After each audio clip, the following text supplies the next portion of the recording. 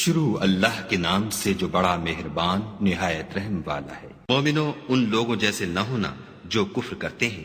اور ان کے مسلمان بھائی جب خدا کی راہ میں سفر کریں اور مر جائیں یا جہاد کو نکلیں اور مارے جائیں تو ان کی نسبت کہتے ہیں کہ اگر وہ ہمارے پاس رہتے تو نہ مرتے اور نہ مارے جاتے۔ ان باتوں سے مقصود یہ ہے کہ خدا ان لوگوں کے دلوں میں افسوس پیدا کر دے، اور زندگی اور موت تو خدا ہی دیتا ہے، اور خدا تمہارے سب کاموں کو دیکھ رہا ہے۔ اور اگر تم خدا کے رستے میں مارے جاؤ یا مر جاؤ تو جو مال و متاع لوگ جمع کرتے ہیں اس سے خدا کی بخشش اور رحمت کہیں بہتر ہے۔ اور اگر تم مر جاؤ یا مارے جاؤ خدا کے حضور میں ضرور اکٹھے کیے جاؤ گے۔ اے محمد صلی اللہ علیہ وآلہ وسلم، خدا کی مہربانی سے تمہاری افتاد مزاج ان لوگوں کے لیے نرم واقع ہوئی ہے،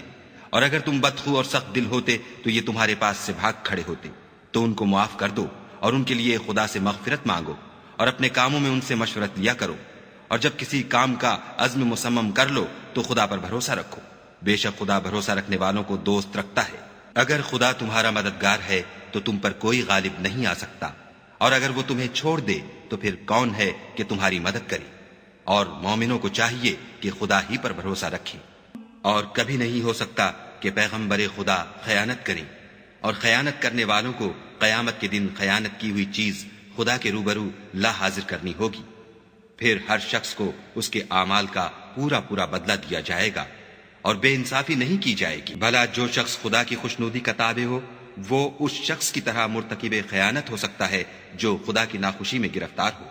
اور جس کا ٹھکانہ دوزخ ہے،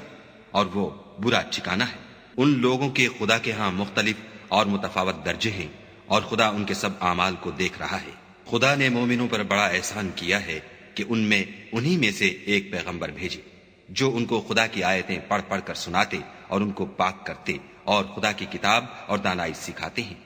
اور پہلے تو یہ لوگ صریح گمراہی میں تھے۔ بھلا یہ کیا بات ہے کہ جب احد کے دن کفار کے ہاتھ سے تم پر مصیبت واقع ہوئی، حالانکہ جنگ بدر میں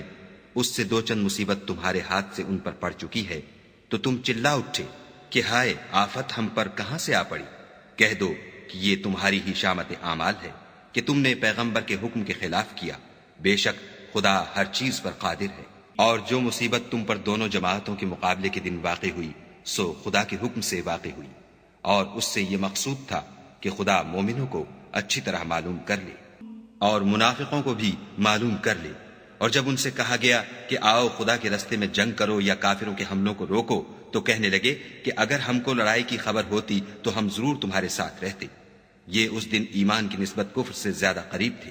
منہ سے وہ باتیں کہتے ہیں جو ان کے دل میں نہیں ہیں، اور جو کچھ یہ چھپاتے ہیں خدا اس سے خوب واقف ہے۔ یہ خود تو جنگ سے بچ کر بیٹھ ہی رہے تھے، مگر جنہوں نے راہ خدا میں جانیں قربان کر دیں اپنے ان بھائیوں کے بارے میں بھی کہتے ہیں کہ اگر ہمارا کہا مانتے تو قتل نہ ہوتے۔